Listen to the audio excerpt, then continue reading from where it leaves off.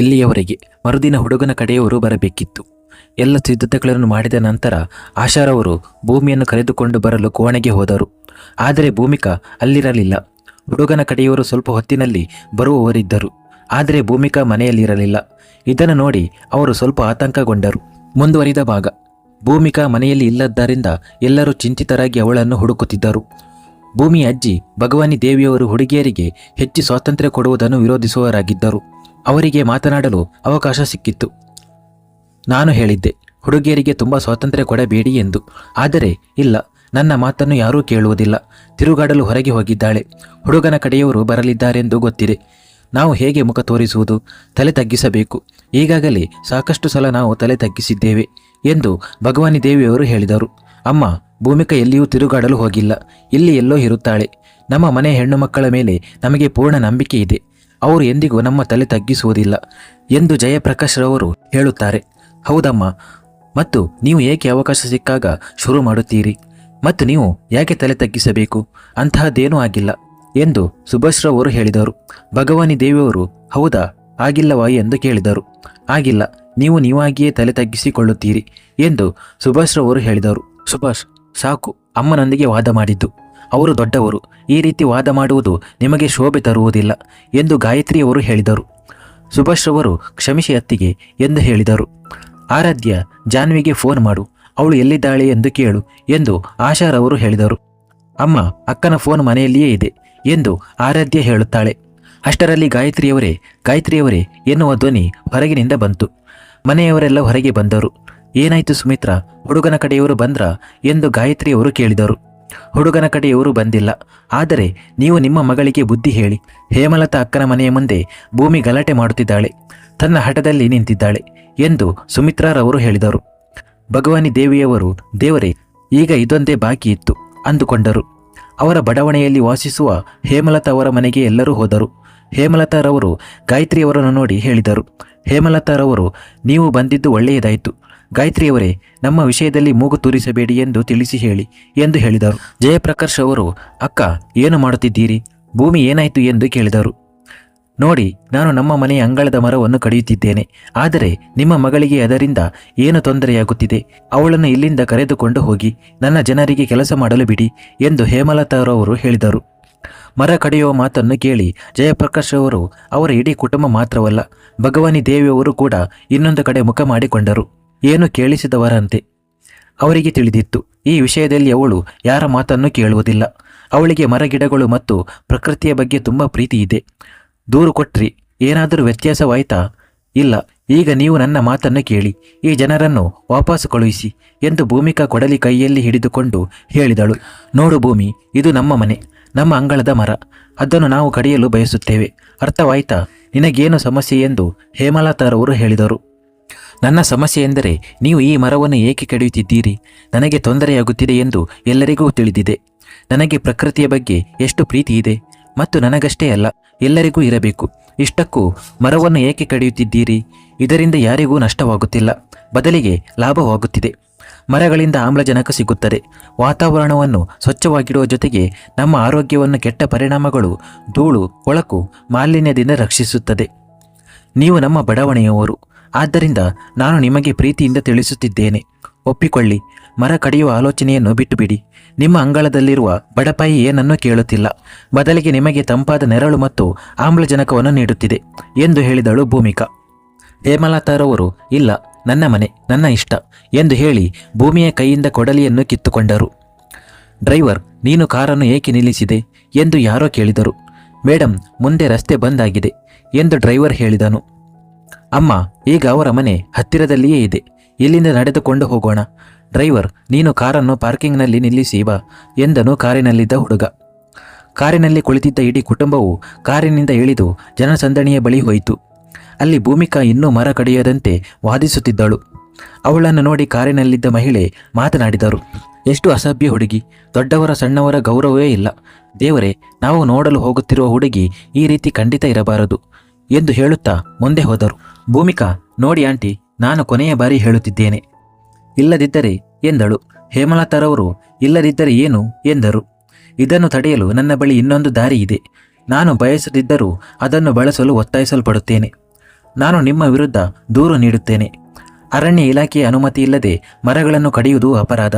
ಇದಕ್ಕಾಗಿ ನಿಮಗೆ ಭಾರೀ ದಂಡ ಮತ್ತು 3 ತಿಂಗಳಿಂದ 3 ವರ್ಷಗಳವರೆಗೆ ಜೈಲು ಶಿಕ್ಷೆಯಾಗಬಹುದು. ಆದ್ದರಿಂದ ಒಪ್ಪಿಕೊಳ್ಳಿ. ಜನರಿಗೆ ಏನಾಗಿದೆ ಎಂದು ಗೊತ್ತಿಲ್ಲ. ನೋಡ್ತಿದ್ದೀರಲ್ಲ, ಕೊರೋನಾ ಕಾಲದ ಸಂಕಷ್ಟದ ಸಮಯ ನಡೆಯುತ್ತಿದೆ. ಈಗಲಾದರೂ ಆಮ್ಲಜನಕ ಮತ್ತು ಮರಗಳ ಮಹತ್ವವನ್ನು ಅರ್ಥ ಮಾಡಿಕೊಳ್ಳಿ ಎಂದು ಭೂಮಿಕಾ ಹೇಳುತ್ತಾಳೆ. ಹೇಮಲತಾರವರು ನಾನು ಏನನ್ನೂ ಅರ್ಥ ಮಾಡಿಕೊಳ್ಳಲು ಬಯಸುವುದಿಲ್ಲ ಎಂದು ಕೋಪದಿಂದ ಹೇಳಿದರು. ಸರಿ, ಹಾಗಾದರೆ ನೀವು ಈ ಮರವನ್ನು ಹೇಗೆ ಕಡಿಸುತ್ತೀರಿ ಎಂದು ನಾನು ನೋಡುತ್ತೇನೆ. ಅದಿತಿ, ನಿನ್ನ ಮೊಬೈಲ್ ಕೊಡು ಎಂದಳು ಭೂಮಿಕಾ. ಮೊಬೈಲ್? 1 ನಿಮಿಷ ಅಕ್ಕ. ಹೇಮಲತಾ ಆಂಟಿ, ಸ್ವಲ್ಪ ಪಕ್ಕಕ್ಕೆ ಬನ್ನಿ ಎಂದಳು ಅದಿತಿ. ಅದಿತಿ ಮತ್ತು ಆರಾಧ್ಯ ಹೇಮಲತಾರವರನ್ನು ಪಕ್ಕಕ್ಕೆ ಕರೆದುಕೊಂಡು ಹೋದರು. ಆಂಟಿ, ನನ್ನ ಅಕ್ಕ ಸಂಪೂರ್ಣವಾಗಿ ಸರಿಯಾಗಿ ಹೇಳುತ್ತಿದ್ದಾಳೆ. ಒಪ್ಪಿಕೊಳ್ಳಿ. ನೀವು ನೋಡುತ್ತಿದ್ದೀರಿ, ಮರಗಳ ವಿಷಯದಲ್ಲಿ ನನ್ನ ಕುಟುಂಬದವರು ಕೂಡ ಏನೂ ಮಾತನಾಡಲು ಸಾಧ್ಯವಾಗುತ್ತಿಲ್ಲ. ಮರಗಳ ವಿಷಯದಲ್ಲಿ ನನ್ನ ಕುಟುಂಬದವರೇ ಆಗಲಿ, ಮುಖ್ಯಮಂತ್ರಿಗಳೇ ಆಗಲಿ, ನನ್ನ ಅಕ್ಕ ಅವರಿಗೆ ಶಿಕ್ಷೆ ಕೊಡಿಸುತ್ತಿದ್ದಳು ಎಂದು ಹೇಳಿದಳು ಆರಾಧ್ಯ. ನನ್ನ ಅಕ್ಕ ಮರಗಳನ್ನು ಕಡಿಯುವುದರ ವಿರುದ್ಧ ಎಷ್ಟು ವಿರೋಧವಾಗಿದ್ದಾಳೆ ಎಂದು ನಿಮಗೆ ಗೊತ್ತಿಲ್ಲ. ಅವಳು ಅನೇಕ ಜನರಿಗೆ ಜೈಲು ಶಿಕ್ಷೆ ಕೊಡಿಸಿದ್ದಾಳೆ. ನಿಮಗೂ ಅನುಭವಿಸಲು ಇಷ್ಟವಿದೆಯಾ? ಆಂಟಿ, ನೀವು ದೇವರನ್ನು ತುಂಬ ನಂಬುತ್ತೀರಲ್ಲ, ನಿಮಗೆ ಇಷ್ಟು ಗೊತ್ತಿರಬೇಕಲ್ಲ. ಮರಗಳಲ್ಲಿ ದೇವರು ವಾಸವಿರುತ್ತಾರೆ. ಅವುಗಳನ್ನು ಕಡಿದು ದೇವರ ಆಶ್ರಯವನ್ನು ಮುರಿಯಲು ಬಯಸುತ್ತೀರಾ ಎಂದು ಹೇಳಿದಳು ಅದಿತಿ. ಹೇಮಲತಾರವರು ಮನಸ್ಸಿನಲ್ಲಿ ಹೇಳುತ್ತಿರುವುದು ಸರಿ ಇದೆ, ಒಪ್ಪಿಕೊಳ್ಳುತ್ತೇನೆ. ಒಂದು ವೇಳೆ ಇವಳು ನಿಜವಾಗಿಯೂ ಜೈಲಿಗೆ ಕಳುಹಿಸಿದರೆ ಅಂದುಕೊಂಡರು. ಏನು ಯೋಚನೆ ಮಾಡುತ್ತಿದ್ದೀರಿ ಆಂಟಿ ಎಂದು ಕೇಳಿದಳು ಅದಿತಿ. ಹೇಮಲತಾರವರು ವಾಪಸ್ ಭೂಮಿಕಾ ಬಳಿ ಹೋಗಿ, ಭೂಮಿ, ನೀನು ಸಂಪೂರ್ಣವಾಗಿ ಸರಿಯಾಗಿ ಹೇಳುತ್ತಿದ್ದೀಯ. ಕೇಳಿ, ನೀವಿಬ್ಬರೂ ಹೋಗಿ, ನಾನು ಯಾವುದೇ ಮರವನ್ನು ಕಡಿಸಲು ಬಯಸುವುದಿಲ್ಲ ಎಂದು ಹೇಳಿದರು. ಜಯಪ್ರಕಾಶ್ ರವರು, ಭೂಮಿ ಮಗಳೇ, ಈಗ ಮನೆಗೆ ಹೋಗೋಣ ಎಂದು ಹೇಳಿದರು. ಎಲ್ಲರೂ ಮನೆಗೆ ವಾಪಸ್ ಹೋದರು. ಅವರು ಮನೆಗೆ ಹೋಗುತ್ತಿದ್ದಂತೆ ಮನೆಯ ಡೋರ್ ಬೆಲ್ ಮೊಳಗಿತು. ಗಾಯತ್ರಿಯವರು, ಅದಿತಿ, ಆರಾಧ್ಯ, ನೀವಿಬ್ಬರು ಬೇಗ ಹೋಗಿ ಭೂಮಿಕಾಳನ್ನು ರೆಡಿ ಮಾಡಲು ಸಹಾಯ ಮಾಡಿ. ಹುಡುಗನ ಕಡೆಯವರು ಬಂದಂತಿದೆ ಎಂದು ಹೇಳಿದರು. ಅದಿತಿ ಮತ್ತು ಆರಾಧ್ಯ ಭೂಮಿಕಾಳನ್ನು ರೆಡಿ ಮಾಡುತ್ತಿದ್ದರು. ಭೂಮಿಕಾ ಮೌನವಾಗಿ ದುಃಖಿತಳಾಗಿದ್ದಳು. ಮುಖದಲ್ಲಿ ಸ್ವಲ್ಪವೂ ಸಂತೋಷವಿರಲಿಲ್ಲ. ಏನಕ್ಕ, ನೀವು ದುಃಖಿತರಾಗಿದ್ದೀರಿ? ಸ್ವಲ್ಪ ನಾಚಿಕೊಳ್ಳಿ, ಸ್ವಲ್ಪ ನಗೀರಿ. ಸಂಬಂಧದ ಹೆಸರು ಕೇಳಿದರೆ ಸ್ವಲ್ಪ ಸಂತೋಷ ಮತ್ತು ಬೇಸರವಾಗಬೇಕು, ಸ್ವಲ್ಪ ಆತಂಕವಾಗಬೇಕು. ಆದರೆ ನಿಮ್ಮ ಮುಖದಲ್ಲಿ ಯಾವುದೇ ಭಾವನೆಗಳು ಕಾಣಿಸುತ್ತಿಲ್ಲ. ಹೀಗೆ ಕುಳಿತರೆ ಅಪ್ಪ ಅಮ್ಮ ನಿಮ್ಮನ್ನು ಬಲವಂತವಾಗಿ ಹೊಡೆದು ಹುಡುಗನ ಕಡೆಯವರ ಮುಂದೆ ತಂದಿದ್ದಾರೆ ಎಂದು ಅಂದುಕೊಳ್ಳುತ್ತಾರೆ ಎಂದಳು ಆರಾಧ್ಯ. ಆರಾಧ್ಯ, ದಯವಿಟ್ಟು, ನಾನು ಕೂಡ ಸಂತೋಷ ಪಡುತ್ತೇನೆ, ನಾಚಿಕೊಳ್ಳುತ್ತೇನೆ. ಆದರೆ ಮೊದಲು ಸಂಬಂಧ ನಿಶ್ಚಯವಾಗಲಿ. ಸರಿ, ರೆಡಿಯಾಗಿದ್ದು ಸಾಕು. ನೀವಿಬ್ಬರು ಕೆಳಗೆ ಹೋಗಿ ಸಹಾಯ ಮಾಡಿ ಎಂದು ಹೇಳಿದಳು ಭೂಮಿಕಾ. ಸರಿ, ಬಾ ಆರಾಧ್ಯ ಎಂದಳು ಅದಿತಿ. ಇಬ್ಬರು ಕೋಣೆಯಿಂದ ಹೊರಗೆ ಹೋದರು.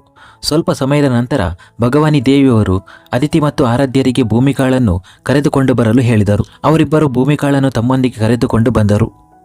ಅವಳನ್ನು ನೋಡಿದ ಕೂಡಲೇ ಹುಡುಗನ ಕಡೆಯವರು ಎದ್ದು ನಿಂತರು. ಅವರೊಂದಿಗೆ ಬಂದಿದ್ದ ಸುಮಿತ್ರಾರವರು ಕೂಡ ಎದ್ದು ನಿಂತರು. ಇದನ್ನು ನೋಡಿ ಭೂಮಿಕಾಳ ಕುಟುಂಬದವರು ಎದ್ದು ನಿಂತರು. ಏನಾಯಿತು, ನೀವು ಯಾಕೆ ಎದ್ದು ನಿಂತಿದ್ದೀರಿ ಎಂದು ಜಯಪ್ರಕಾಶ್ ಅವರು ಕೇಳಿದರು. ಹುಡುಗನ ತಾಯಿ, ಇವಳ ನಿಮ್ಮ ಮಗಳು ಎಂದು ಕೇಳಿದರು. ಗಾಯತ್ರಿಯವರು, ಹೌದು, ಇವಳೇ ನಮ್ಮ ಮಗಳು ಎಂದು ಹೇಳಿದರು. ಹುಡುಗನ ತಾಯಿ, ಕ್ಷಮಿಸಿ, ಈ ಸಂಬಂಧ ಆಗುವುದಿಲ್ಲ ಎಂದು ಹೇಳಿದರು. ಸುಭಾಷ್ ಅವರು, ಯಾಕೆ? 1 ನಿಮಿಷ, ಅರ್ಥವಾಯಿತು. ಸುಮಿತ್ರಾರವರೇ, ನೀವು ಇವರಿಗೆ ಭೂಮಿಯ ಬಗ್ಗೆ ಮೊದಲೇ ಹೇಳಲಿಲ್ಲವೇ ಎಂದು ಕೇಳಿದರು. ಹೇಳಿದ್ದೇನೆ, ಎಲ್ಲವನ್ನೂ ಹೇಳಿದ್ದೇನೆ. ಆದರೆ ಇವರು ನಮಗೆ ಹೇಳಿದಾಗ ಹುಡುಗನ ತಪ್ಪಿನಿಂದಾಗಿ ಅವಳು ಮದುವೆ ಮಂಟಪದಲ್ಲಿ ಬಿಟ್ಟು ಹೋದಳು ಎಂದು ನಾವು ಭಾವಿಸಿದ್ದೆವು. ಆದರೆ ಆ ಹುಡುಗ ನನಗೆ ಸರಿಯಾಗಿದ್ದಾನೆ. ನಿಮ್ಮ ಮಗಳನ್ನು ನಾವು ಹೊರಗೆ ನೋಡಿದೆವು.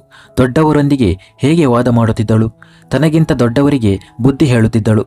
ಇವಳ ಸಂಸ್ಕೃತಿಯನ್ನು ನೋಡಿಯೇ ಹುಡುಗ ಮಂಟಪದಲ್ಲಿ ಅವಳನ್ನು ಬಿಟ್ಟು ಓಡಿ ಹೋಗಿರಬೇಕು. ಈ ಅಸಭ್ಯ ಹುಡುಗಿಯೊಂದಿಗೆ ನಮಗೆ ಸಂಬಂಧ ಬೇಡ. ಇದನ್ನು ಕೇಳಿ ಅದಿತಿಗೆ ಕೋಪ ಬಂತು. ತನ್ನ ಅಕ್ಕನ ಬಗ್ಗೆ ಅವರ ಮನೆಗೆ ಬಂದು ಹಾಗೆ ಹೇಳಿದಾಗ ಹುಡುಗರ ಕಡೆಯವರಿಗೆ ಏನೋ ಹೇಳಲು ಹೋಗುತ್ತಿದ್ದವಳನ್ನು ಭೂಮಿಕಾ ಕೈ ಹಿಡಿದು ಸನ್ನೆಗಳ ಮೂಲಕ ಬೇಡವೆಂದಳು. ಆದರೆ ಜಯಪ್ರಕಾಶ್ ಅವರು ಉತ್ತರಿಸಿದರು, ಒಳ್ಳೆಯದಾಯಿತು, ನೀವು ಸಂಬಂಧ ಮಾಡಲಿಲ್ಲ.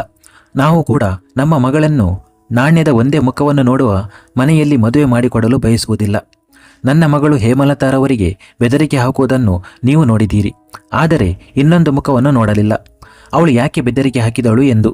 ಮರಗಳನ್ನು ಕಡಿಯುವುದಕ್ಕೆ ಸಂಪೂರ್ಣ ವಿರೋಧಿಯಾಗಿದ್ದಾಳೆ. ಮರಗಳನ್ನು ಕಡಿಯುವುದು ಅಪರಾಧ. ನನ್ನ ಮಗಳು ಅವರಿಗೆ ಅಪರಾಧ ಮಾಡದಂತೆ ಮತ್ತು ಮರವನ್ನು ಉಳಿಸಲು ಹೇಳಿದ್ದಳು ಮತ್ತು ನಾನೇ ಅವರಿಗೆ ಕಲಿಸಿದ್ದೇನೆ. ನೀವು ಸರಿ ಇದ್ದಾಗ ಕೊನೆಯವರೆಗೂ ನಿಮ್ಮ ಮಾತಿಗೆ ಬದ್ಧರಾಗಿರಿ. ಕಣ್ಣಲ್ಲಿ ಕಣ್ಣಿಟ್ಟು ಮಾತನಾಡಿ ಮತ್ತು ಅಗತ್ಯ ಬಿದ್ದರೆ ದೊಡ್ಡವರಿಗೂ ಜ್ಞಾನ ನೀಡಿ. ಇದರಿಂದ ದೊಡ್ಡವರಿಗೆ ಅವಮಾನವಾಗುವುದಿಲ್ಲ. ವ್ಯಕ್ತಿಯ ಬಾಹ್ಯ ನೋಟ, ಜಾತಿ ಅಥವಾ ಸ್ಥಾನಮಾನಕ್ಕೆ ಗಮನ ಕೊಡದೆ ಅವನ ಜ್ಞಾನ, ಗುಣಗಳು ಮತ್ತು ಸಾಮರ್ಥ್ಯಗಳಿಗೆ ಪ್ರಾಮುಖ್ಯತೆ ನೀಡಬೇಕು ಎಂದು ಜಯಪ್ರಕಾಶ್ ಅವರು ಹೇಳುತ್ತಾರೆ. ಗಾಯತ್ರಿಯವರು, ನಮ್ಮ ಹೆಣ್ಣು ಮಕ್ಕಳು ಹೀಗೆಯೇ ಇದ್ದಾರೆ ಮತ್ತು ಯಾವಾಗಲೂ ಹೀಗೆಯೇ ಇರುತ್ತಾರೆ. ಕ್ಷಮಿಸಿ, ನೀವು ಯಾವ ರೀತಿಯ ಹುಡುಗಿಯನ್ನು ಹುಡುಕುತ್ತಿದ್ದೀರಿ ಆ ರೀತಿಯ ಹುಡುಗಿ ಹೆಣ್ಣು ಮಕ್ಕಳನ್ನು ತುಳಿಯುವ, ಸೆರೆ ಹಿಡಿಯುವ, ಹೊರೆ ಎಂದು ಪರಿಗಣಿಸುವ ಮನೆಯಲ್ಲಿ ಸಿಗುತ್ತಾಳೆ. ಮತ್ತು ಇನ್ನೊಂದು ಮಾತು, ಆ ಹುಡುಗ ನನ್ನ ಮಗಳ ಕಾರಣದಿಂದ ಹೋಗಲಿಲ್ಲ. ಅವನು ಬೇರೆಯವರನ್ನು ಪ್ರೀತಿಸುತ್ತಿದ್ದನು. ಆದರೆ ಅವನ ತಂದೆ ತಾಯಿ ಅವನಿಗೆ ಬಲವಂತವಾಗಿ ನನ್ನ ಮಗಳೊಂದಿಗೆ ಮದುವೆ ಮಾಡಿಸುತ್ತಿದ್ದರು. ಅದು ನಮಗೆ ಗೊತ್ತಿರಲಿಲ್ಲ ಮತ್ತು ಮದುವೆ ದಿನ ಅವನು ಓಡಿ ಹೋದನು. ಇದರಲ್ಲಿ ನನ್ನ ಮಗಳ ಯಾವುದೇ ದೋಷವಿಲ್ಲ. ಸರಿ, ನಾನು ಯಾಕೆ ನಿಮಗೆ ಸ್ಪಷ್ಟನೆ ನೀಡುತ್ತಿದ್ದೇನೆ. ನೀವು ಇನ್ನೂ ಹೋಗಬಹುದು ಎಂದು ಹೇಳಿದರು. ಹುಡುಗನ ತಾಯಿ ಸುಮಿತ್ರಾರವರೇ, ದಯವಿಟ್ಟು ಮುಂದೆ ನಮ್ಮ ಮಗನಿಗೆ ಯೋಚಿಸಿ ಸಂಬಂಧಗಳನ್ನು ತರಲು ಪ್ರಯತ್ನಿಸಿ ಎಂದು ಹೇಳಿ ಹುಡುಗನ ಕಡೆಯವರು ಹೊರಟು ಹೋದರು. ಭೂಮಿಕಾ ತನ್ನ ಕೋಣೆಗೆ ಹೋದಳು. ಸಂಬಂಧ ಆಗದಿದ್ದಕ್ಕೆ ಅವಳಿಗೆ ಯಾವುದೇ ವ್ಯತ್ಯಾಸವಾಗಲಿಲ್ಲ. ಏಕೆಂದರೆ ಇದು ಅವಳಿಗೆ ಮೊದಲ ಬಾರಿಗೆ ಅಲ್ಲ, 7ನೇ ಬಾರಿಗೆ ಆಗಿತ್ತು. ಆದರೆ ದುಃಖ ಏನಿದ್ದರೂ ಅವಳ ಕುಟುಂಬದವರಿಗೆ, ಯಾಕೆಂದರೆ ಯಾರಾದರೂ ಏನಾದರೂ ಹೇಳಿ ಹೋಗುತ್ತಾರೆ ಎಂದು. ಸಂಬಂಧ ಆಗದಿದ್ದರಿಂದ ಅವಳ ಕುಟುಂಬದವರು ನಿರಾಶರಾಗುತ್ತಾರೆ. ಸುಮಿತ್ರಾರವರು, ಗಾಯತ್ರಿಯವರೇ, ಎಷ್ಟು ಒಳ್ಳೆಯ ಹುಡುಗ ತಪ್ಪಿ ಹೋಯಿತು. ಭೂಮಿಯ ಬಗ್ಗೆ ತಿಳಿದಿದ್ದರೂ ಸಂಬಂಧಕ್ಕೆ ಬಂದಿದ್ದರು. ನಿಮ್ಮ ಮಗಳು ಒಂದು ದಿನವಾದರೂ ಸತ್ಯಾಸತ್ಯತೆಯ ಪುಸ್ತಕವನ್ನು ಪಕ್ಕಕ್ಕಿಟ್ಟಿದ್ದರೆ ಏನಾಗುತ್ತಿತ್ತು ಎಂದು ಹೇಳಿದರು. ಗಾಯತ್ರಿಯವರು, ಸುಮಿತ್ರಾ, ನೀನು ಇದನ್ನು ಒಳ್ಳೆಯ ಸಂಬಂಧ ಎನ್ನುತ್ತಿದ್ದೀಯ. ಅಲ್ಲಿ ಸತ್ಯಕ್ಕೆ ಯಾವುದೇ ಬೆಲೆ ಇಲ್ಲ. ಅರೆ, ಅಲ್ಲಿ ನನ್ನ ಮಗಳು ಜೀವಂತ ಶವವಾಗುತ್ತಿದ್ದಳು. ಅವರು ಎದ್ದೇಳು ಅಂದರೆ ಎದ್ದೇಳುತ್ತಿದ್ದಳು, ಕುಳಿತುಕೋ ಅಂದರೆ ಕುಳಿತುಕೊಳ್ಳುತ್ತಿದ್ದಳು, ಕೈಗೊಂಬೆಯಂತೆ ಇಡುತ್ತಿದ್ದರು ಎಂದು ಹೇಳಿದರು. ಸುಮಿತ್ರರವರು, ಹೆಂಗಸರು ಕೈಗೊಂಬೆಗಳೇ ಆಗಿರುತ್ತಾರೆ. ಏನಮ್ಮ, ನಾನು ಏನಾದರೂ ತಪ್ಪು ಹೇಳುತ್ತಿದ್ದೇನಾ ಎಂದು ಕೇಳಿದರು. ಭಗವಾನಿ ದೇವಿಯವರು, ಸಂಪೂರ್ಣವಾಗಿ ಸರಿ ಹೇಳುತ್ತಿದ್ದೀಯ. ಆದರೆ ಯಾರಿಗೆ ಹೇಳುತ್ತಿದ್ದೀಯಾ? ಹೀಗೆಯೇ ನಡೆದರೆ 3 ಹೆಣ್ಣು ಮಕ್ಕಳು ಜೀವಮಾನವಿಡೀ ಅವಿವಾಹಿತರಾಗಿ ಉಳಿಯುತ್ತಾರೆ. ಹೆಂಗಸರು ಗಂಡಸರಿಗೆ ಹೆದರಿ ಬದುಕಬೇಕಾಗುತ್ತದೆ, ಅವರ ಮಾತಿಗೆ ತಲೆದೂಗಬೇಕಾಗುತ್ತದೆ. ಆದರೆ ನಮ್ಮ ಮನೆಯ ಹೆಣ್ಣು ಮಕ್ಕಳು ಮಾತಿಗೆ ತಲೆದೂಗುವುದಿರಲಿ ವಾದ ಮಾಡುತ್ತಾರೆ ಎಂದು ಬೇಸರದಿಂದ ಹೇಳಿದರು. ಜಯಪ್ರಕಾಶ್ ರವರು, ಸಾಕು ಮಾಡಿ ಅಮ್ಮ, ನಮ್ಮ ಹೆಣ್ಣು ಮಕ್ಕಳು ತುಂಬ ಒಳ್ಳೆಯವರು. ನೀವು ಅವರನ್ನು ತಪ್ಪು ಎಂದು ಹೇಳುವುದನ್ನು ನಿಲ್ಲಿಸಿ. ನಮ್ಮ ಮಕ್ಕಳನ್ನೇ ಕೆಟ್ಟವರೆಂದು ಹೇಳಿದರೆ ಹೊರಗಿನವರಿಂದ ಏನು ನಿರೀಕ್ಷಿಸುವುದು ಎಂದು ಹೇಳಿದರು. ಭಗವಾನಿ ದೇವಿಯವರು, ನಾನು ಬದಲಾದರೆ ಜನರು ಬದಲಾಗುವುದಿಲ್ಲ. ಬದಲಾಗಬೇಕಾದರೆ ಮೊದಲು ನಿಮ್ಮ ಹೆಣ್ಣು ಮಕ್ಕಳನ್ನು ಬದಲಾಯಿಸಿ ಎಂದು ಹೇಳಿದರು.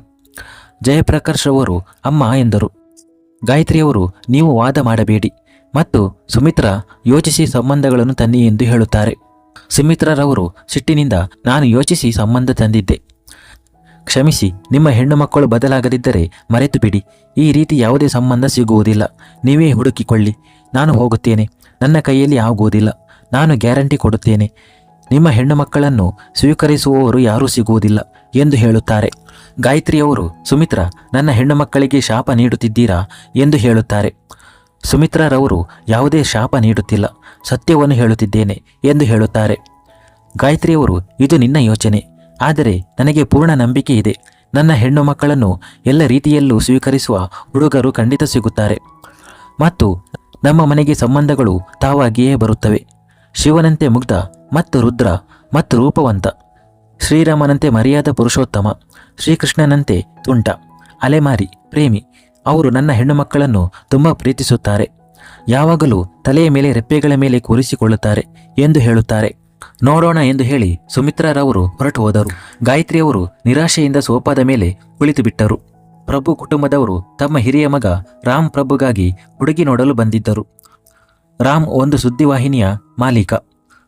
ರಾಮ್ ಅಣ್ಣ ಕಣ್ಣು ಮೇಲೆತ್ತಿ ನೋಡಿ, ಅತ್ತಿಗೆ ಬರುತ್ತಿದ್ದಾರೆ, ಕೈಯಲ್ಲಿ ಚಹಾದ ಟ್ರೇ ಹಿಡಿದುಕೊಂಡು. ಎಷ್ಟು ನಾಚಿಕೊಳ್ಳುತ್ತಿದ್ದಾರೆ, ತುಂಬ ಸುಂದರವಾಗಿದ್ದಾರೆ ಎನ್ನುತ್ತಾನೆ. ಶೌರ್ಯ, ಸುಮ್ಮನಿರು, ಇನ್ನೂ ನಿನ್ನ ಅತ್ತಿಗೆ ಆಗಿಲ್ಲ. ಮದುವೆಯಾಗದೆ ಅತ್ತಿಗೆ ಮಾಡುತ್ತಿದ್ದೀಯಾ? ನಿನಗೆ ಇಷ್ಟವಾಗಿದ್ದರೆ ನೀನೇ ಮದುವೆಯಾಗು ಎಂದು ರಾಮ್ ಹೇಳುತ್ತಾನೆ. ಅಣ್ಣ, ಏನು ಮಾತನಾಡುತ್ತಿದ್ದೀಯಾ? ನಾನು ಹಾಗೇ ಸುಮ್ಮನೆ ಹೇಳಿದೆ. ಆದರೂ ಒಮ್ಮೆ ಕಣ್ಣೆತ್ತಿ ನೋಡಿ ಎಂದು ಶೌರ್ಯ ಹೇಳಿದಾಗ ರಾಮ್ ಕಣ್ಣೆತ್ತಿ ನೋಡಿದನು. ಹುಡುಗಿ ನಿಜವಾಗಿಯೂ ಸುಂದರವಾಗಿದ್ದಳು. ಹಳದಿ ಸೀರೆ, ಬಿಚ್ಚಿದ ಕೂದಲು, ಫುಲ್ ಮೇಕಪ್ನಲ್ಲಿ. 2 ಕುಟುಂಬದವರ ಒಪ್ಪಿಗೆ ಇತ್ತು. ಆದರೆ ಹುಡುಗ ಮತ್ತು ಹುಡುಗಿಯ ಇಷ್ಟವನ್ನು ತಿಳಿಯಲು ಇಬ್ಬರನ್ನು ಬೇರೆ ಕೋಣೆಗೆ ಕಳುಹಿಸಿದರು. ಸ್ವಲ್ಪ ಸಮಯದ ನಂತರ ಇಬ್ಬರು ಹೊರಗೆ ಬಂದರು. ಅಲ್ಲಿ ರಾಮ್ ಏನನ್ನೂ ಹೇಳಲಿಲ್ಲ. ಆದರೆ ದಾರಿಯಲ್ಲಿ ಫೋನ್ ಮಾಡಿ ನಿರಾಕರಿಸಿದನು. ಶೌರ್ಯ, ಅಣ್ಣ, ನೀವು ಹುಡುಗಿಯ ಕಡೆಯವರಿಗೆ ಏಕೆ ನಿರಾಕರಿಸಿದ್ದೀರಿ? ಎಷ್ಟು ಒಳ್ಳೆಯ ಹುಡುಗಿ ಎಂದು ಹೇಳಿದನು. ಅಮ್ಮ, ಹುಡುಗಿ ಚೆನ್ನಾಗಿದ್ದಳು. ಶೌರ್ಯನ ಮದುವೆಯನ್ನು ಅವಳೊಂದಿಗೆ ಮಾಡು ಎಂದು ರಾಮ್ ಹೇಳಿದನು. ರಾಮ್ನ ತಾಯಿ ಮಮತಾರವರು, ರಾಮ್, ನೀನು ಯಾಕೆ ನಿರಾಕರಿಸಿದೆ? ಹುಡುಗಿ ಚೆನ್ನಾಗಿದ್ದಳು, ನನಗೆ ತುಂಬ ಇಷ್ಟವಾದಳು ಎಂದು ಹೇಳಿದರು. ಚೆನ್ನಾಗಿದ್ದಳು, ಆದರೆ ಸ್ವಲ್ಪ ಜಾಸ್ತಿ ಮುಗ್ಧಳಾಗಿದ್ದಳು. ನನಗೆ ಬೇರೆಯವರ ಮಾತಿಗೆ ತಲೆದೂಗುವ ಹುಡುಗಿ ಬೇಡ. ನಾನು ಅವಳನ್ನು ಒಬ್ಬಂಟಿಯಾಗಿ ಕೇಳಿದೆ, ಗಂಡ ಅಂದರೆ ಯಾರು ಎಂದು. ಆಗ ಅವಳು ಏನು ಉತ್ತರ ಕೊಟ್ಟಳು ಗೊತ್ತಾ ಎಂದು ರಾಮ್ ಹೇಳಿದನು. ಏನು ಉತ್ತರ ಸಿಕ್ಕಿತು ಅಣ್ಣ ಎಂದನು ಶೌರ್ಯ. ಗಂಡ ಪರಮೇಶ್ವರನಾಗಿರುತ್ತಾನೆ. ಗಂಡನ ಸೇವೆ ಮಾಡುವುದು, ಅವನ ಮಾತನ್ನು ಕೇಳುವುದು ಹೆಂಡತಿಯ ಧರ್ಮ. ಅವನು ಸರಿ ಇರಲಿ ಅಥವಾ ತಪ್ಪಿರಲಿ, ಆದರೆ ನಾನು ಅದನ್ನು ಒಪ್ಪುವುದಿಲ್ಲ. ನನಗೆ ನನ್ನನ್ನು ಅರ್ಥ ಮಾಡಿಕೊಳ್ಳುವ, ನನ್ನ ಸರಿ ತಪ್ಪುಗಳನ್ನು ಹೇಳುವ ಜೀವನ ಸಂಗಾತಿ ಬೇಕು. ಕೈಗೊಂಬೆ ಬೇಡ, ಗುಲಾಮ ಬೇಡ, ಹೆಂಡತಿ ಬೇಕು. ಅದಕ್ಕಾಗಿಯೇ ನನಗೆ ಹುಡುಗಿ ಇಷ್ಟವಾಗಲಿಲ್ಲ ಎಂದು ಹೇಳಿದನು ರಾಮ್. ಯಶವರ್ಧನ್ ರವರು, ಆದರೆ ಅಂತಹ ಹುಡುಗಿ ಎಲ್ಲಿ ಸಿಗುತ್ತಾಳೆ? ಇಲ್ಲಿಯವರೆಗೆ ನೀನು ಎಷ್ಟು ಸಂಬಂಧಗಳನ್ನು ತಿರಸ್ಕರಿಸಿದ್ದೀಯೋ ಅದಕ್ಕೆ ಇದೇ ಕಾರಣವಾಗಿದೆ ಎಂದು ಹೇಳಿದರು. ಮಮತಾರವರು, ಇವನಿಗೆ ಇಷ್ಟವಾಗುವ ಹುಡುಗಿ ಎಲ್ಲಿ ಸಿಗುತ್ತಾಳೋ ಗೊತ್ತಿಲ್ಲ.